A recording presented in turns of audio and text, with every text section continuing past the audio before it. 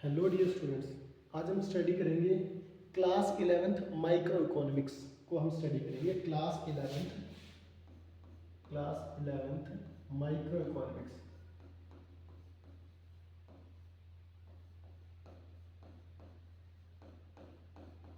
Class 11th के micro economics को study करेंगे आज हम।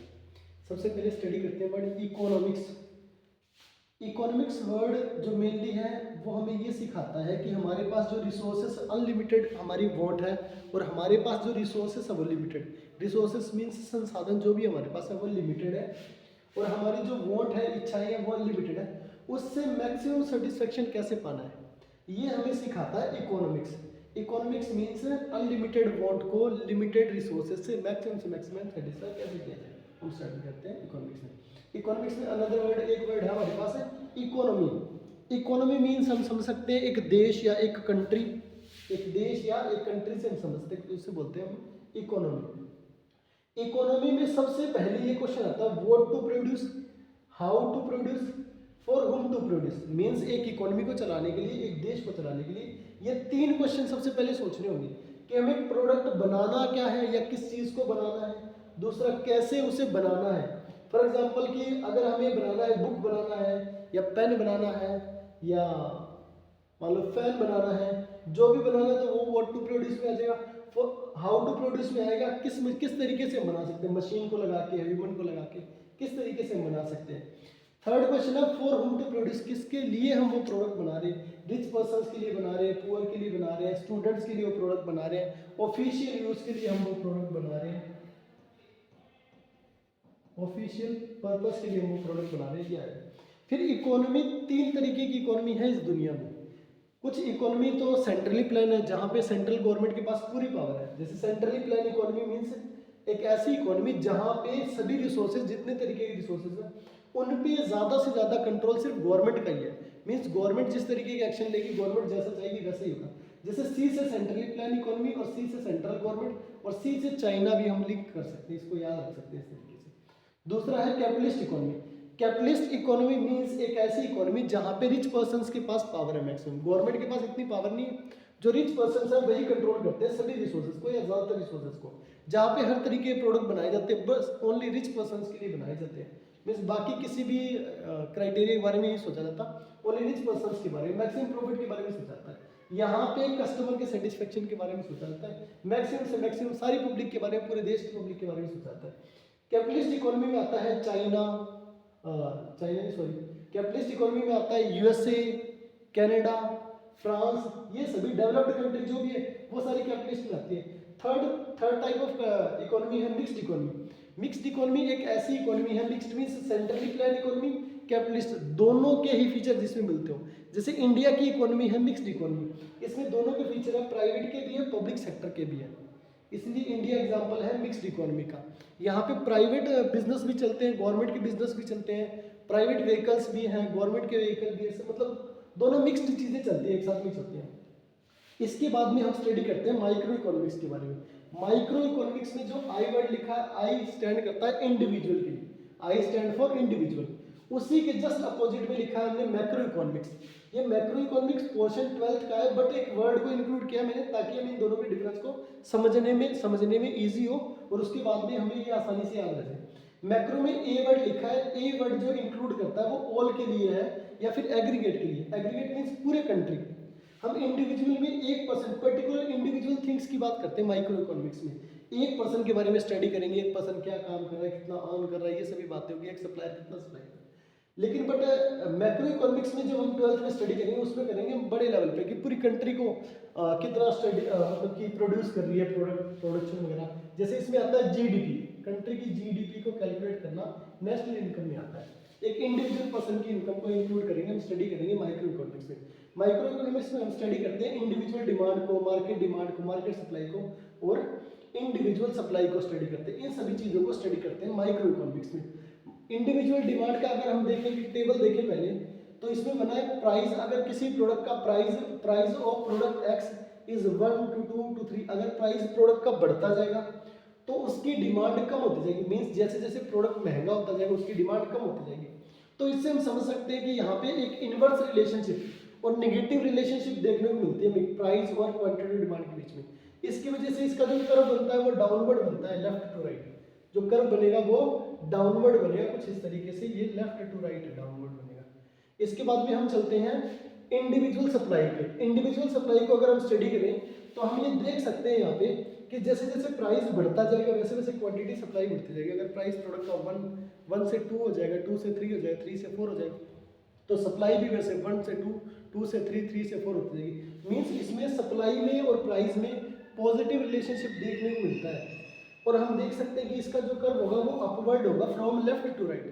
इसका जो कर्व होगा वो अपवर्ड होगा फ्रॉम लेफ्ट टू राइट। इसके बाद में हमने ये स्टडी कर लिया इंडिविजुअल डिमांड कर्व और इंडिविजुअल सप्लाई कर्व। इसके बाद में हम देख सकते हैं मार्केट डिमांड कर्व और मार्केट सप्लाई कर्व को स्टडी कर सकते हैं हम लोग। यहाँ पे देख सकते हैं जैसे जैसे प्राइस इंक्रीज होगा, प्राइस 1 से 2 हो जाएगा, 2 से 3 हो जाएगा, जैसे जैसे प्राइस बढ़ते जा रहा है वैसे वैसे क्वांटिटी डिमांड कम होती जा रही है according to the consumer A. अगर कंज्यूमर बी को देखें तो उसमें भी सेम ऐसा ही हो रहा है, जैसे जैसे प्राइस इंक्रीज होता है वैसे वैसे क्वांटिटी की डिमांड कम होती जा रही है। तो इसमें हम देख सकते हैं दोनों में ही निगेटिव रिलेशनशिप है। इन दोनों को इंक्लूड करके या ऐड करके हम निकाल सकते हैं मार्केट की क्वांटिटी डिमांड।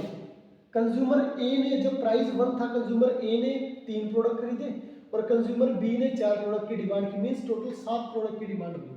जब प्राइस बढ़ के 2 हो गया तो इसने 2 की डिमांड की और दूसरे ने 3 की डिमांड की, मीन्स 5 हो गए। यहाँ पे ये मार्केट डिमांड ये एक एडिशन है कंज्यूमर ए और कंज्यूमर बी का। यहाँ पे एग्जांपल लिया गया है कि हमारे पास पूरी मार्केट में 2 ही कंज्यूमर है, इस बेस पे हमने स्टडी किया। उसके बाद में स्टडी करते हैं मार्केट सप्लाई को, इसको मार्केट सप्लाई को स्टडी करते हैं। मार्केट सप्लाई के बारे में लिखा है जैसे जैसे प्राइस इंक्रीज होगा वैसे वैसे क्वांटिटी सप्लाई भी इंक्रीज होती जाएगी। प्राइस जैसे 1 से 2, 2 से 3 होता जाएगा वैसे ही क्वांटिटी सप्लाई भी 1 से 2, 2 से 3 होती जाएगी। और ये सप्लायर 1 के लिए, सप्लायर बी के लिए भी ऐसे ही होगा।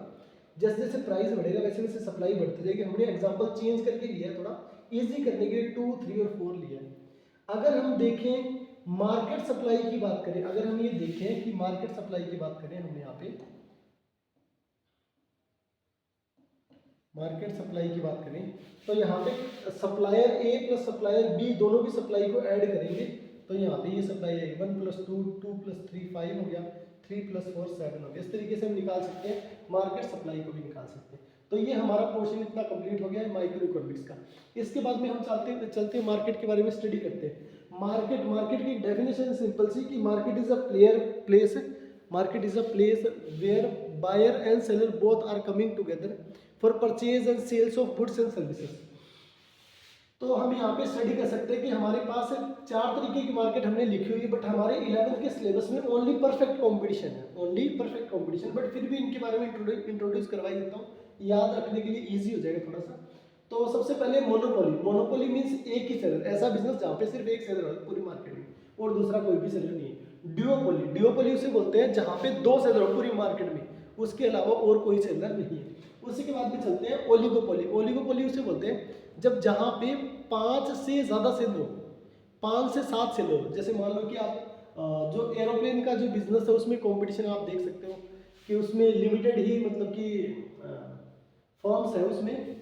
उसके बाद में चलते हैं परफेक्ट कंपटीशन पे, मेनली जो हमारे सिलेबस में परफेक्ट कंपटीशन के फीचर्स याद रखने बहुत जरूरी है। एक इंपॉर्टेंट क्वेश्चन है इसका, क्योंकि इस चैप्टर में एक ही क्वेश्चन बनता है, उसके बाद में बनता है डायग्राम और क्वेश्चन दोनों को समझ लेंगे इजीली।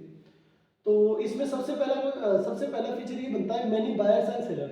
हम यहाँ देख सकते हैं कि परफेक्ट कंपटीशन में बहुत सारे बायर और बहुत सारे सेलर हैं और ये प्राइस टेकर होता है। परफेक्ट कंपटीशन में जो सेलर होता है वो होता है प्राइस टेकर मीन्स अपनी मर्जी से प्राइस नहीं रख सकता प्रोडक्ट का। जो मार्केट में पहले से प्राइस चल रहा है उसे उसी प्राइस को फॉलो करना होगा, उसी प्राइस पे अपने प्रोडक्ट को बेचना होगा। फॉर एग्जांपल मान लो कि अगर एग्जांपल लिए कि पेन, एग्जांपल के लिए अगर लेते हैं कि ये पेन अगर 1 रुपये का बेच रहे हैं सारे शेयर मार्केट में तो सभी 1 का ही बेचेंगे। अगर कोई 90 पैसे में बेचेगा, 90 पैसे में बेचेगा तो उसे बहुत ज़्यादा लॉस होगा और वो अकेला पूरी मार्केट को इन्फेक्ट नहीं कर पाएगा।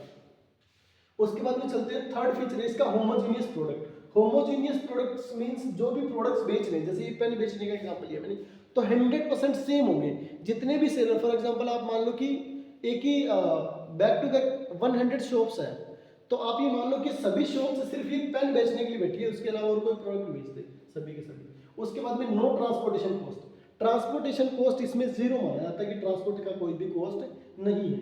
इसके बाद में इसके कर्व पे चलते हैं। परफेक्ट कंपटीशन का जो कर्व बनता है वो पैरेलल टू एक्स एक्सिस बनेगा, पैरेलल टू एक्स एक्सिस बनेगा। ये एक्स एक्सिस है हमारा, ये वाई एक्सिस है। जो कंपटीशन का कर्व बनेगा perfect competition parallel to X axis.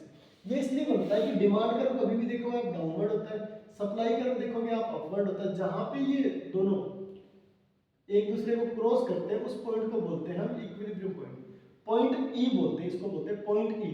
और इसी पॉइंट से क्रॉस होते हुए हम यहाँ पे एक लाइन बना लेते हैं, इसे हम बोलते हैं पैरेलल टू एक्स एक्सिस। इसमें चाहे प्राइस सेम रहेगा, प्राइस मींस पर प्रोडक्ट का प्राइस, प्राइस मींस पर प्रोडक्ट का प्राइस रहेगा सेम, बिल्कुल सेम रहेगा पर प्रोडक्ट का प्राइस। अगर मान लो कि एक पेन 1 रुपए का है तो आप एक पेन खरीदोगे तो एक का, अगर 1000 पेन खरीदोगे तो 1000 रुपए का। ऐसा नहीं होगा कि उसमें कुछ डिस्काउंट हो गया या कम हो गया, ऐसा कुछ नहीं होगा। ठीक है, इसके बाद में चलते हैं इसके अनदर टॉपिक, एक टॉपिक पे और चलते हैं, क्वांटिटी डिमांड और क्वांटिटी सप्लाई। हमने लॉ ऑफ डिमांड और लॉ ऑफ सप्लाई की डेफिनेशन को काफ़ी ट्राई किया बट याद नहीं हो पाई कभी, तो अभी ये 2 मिनट में जस्ट हो जाएगी। तो इसका एक सिंपल सा थिंग्स है कि आपने सबसे पहले लिखना other things remaining the same. इसका मतलब कि जो भी सिचुएशन है मार्केट में, जो भी चीज़ें वो सारी स्टेबल है, उसमें कोई भी चेंज नहीं आएगा। यहाँ पे हम देख सकते हैं कि जब प्राइस इंक्रीज होगा तो क्वांटिटी डिमांड डिक्रीज होगी, प्राइस डिक्रीज होगा क्वांटिटी डिमांड इंक्रीज हो जाएगी। मतलब प्राइस और क्वांटिटी डिमांड के बीच में इनवर्स रिलेशनशिप है। कौन सा रिलेशनशिप? नेगेटिव रिलेशनशिप हम बोल सकते हैं। तो हम ये बोल सकते हैं इसकी definition, other things remaining the same, when price increases quantity demand will be decreases, when the price decreases quantity demand will be increases. इतने डेफिनेशन लिखेंगे तो इतनी सफिशिएंट है। इसके बाद में हम सप्लाई की, लॉ ऑफ सप्लाई की भी डेफिनेशन को देख सकते हैं। इसमें हम पढ़ सकते हैं other things remaining the same, when price increases quantity supply also increases, when price decreases quantity supply also increases. ये हमें पॉजिटिव रिलेशनशिप को शो करता है, ये करता है पॉजिटिव रिलेशनशिप को शो करता है। प्राइस एंड सप्लाई ये नेगेटिव रिलेशनशिप को शो करता है, नेगेटिव रिलेशनशिप को शो करता है। ठीक है, बस इतना ही यही है। थोड़ा सा लगभग ये मान लो कि आप 5-6 चैप्टर का रिवीजन हो गया आपका।